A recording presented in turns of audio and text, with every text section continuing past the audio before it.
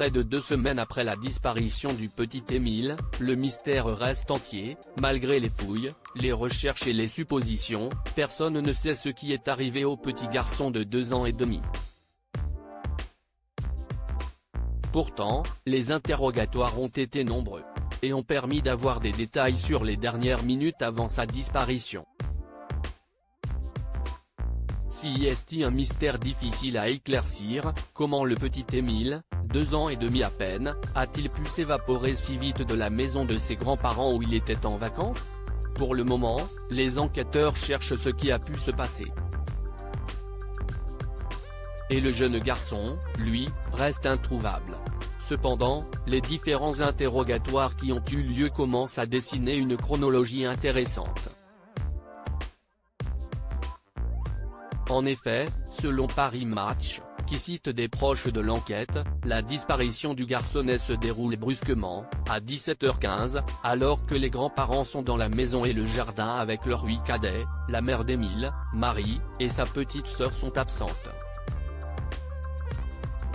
Émile, qui vient de se réveiller de sa sieste et vit là son premier jour de vacances, tourbillonne auprès de son grand-père. Et, en couche-culotte, il s'engage dans la rue très pentue qui passe devant la maison. À ce moment-là, le grand-père, Philippe, est occupé à charger dans le coffre de sa voiture des piquets et du fil électrique afin de clôturer un champ pour ses chevaux. Si est-il la dernière fois qu'il le verra? Tout de suite, selon leur dire, la famille commence les recherches, et finiront par prévenir la police vers 18h. 2 témoins clés entre-temps, 2 témoins disent avoir aperçu le petit garçon sur la route, un adolescent et un sexagénaire, qui ne veulent aujourd'hui de ne pas avoir réagi. Mais tous les deux sont habitués à voir les enfants jouer dans le hameau et ne s'inquiètent pas plus que ça. Avec le centre de gravité de l'enfant, si est certain que s'il est parti à la pente, il est descendu, explique pourtant une source proche de l'enquête pour Paris Match.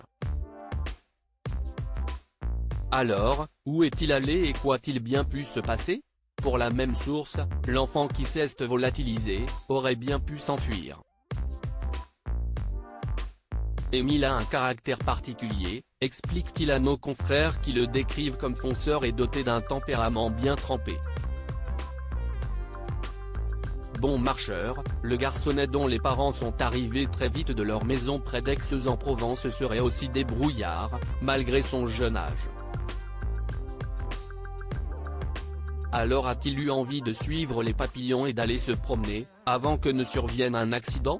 Ou a-t-il été victime d'un acte bien pire que celui-là, ou d'un drame familial? Pour le moment, le mystère reste entier et les enquêteurs ne s'interdisent aucune piste.